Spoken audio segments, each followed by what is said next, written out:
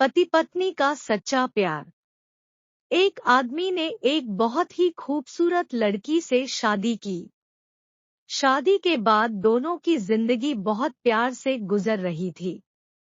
वह उसे बहुत चाहता था और उसकी खूबसूरती की हमेशा तारीफ किया करता था।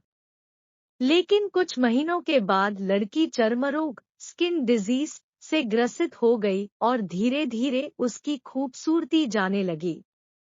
खुद को इस तरह देख उसके मन में डर समाने लगा कि यदि वह बदसूरत हो गई तो उसका पति उससे नफरत करने लगेगा और वह उसकी नफरत बर्दाश्त नहीं कर पाएगी।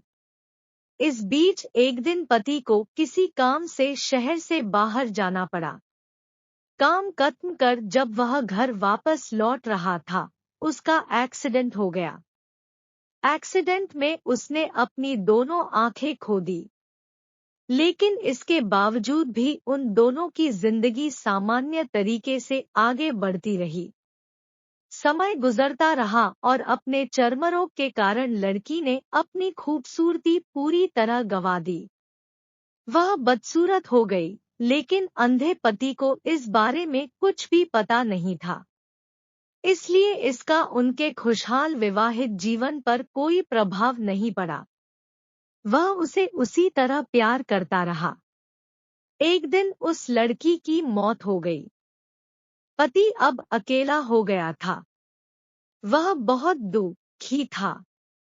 वह उस शहर को छोड़कर जाना चाहता था।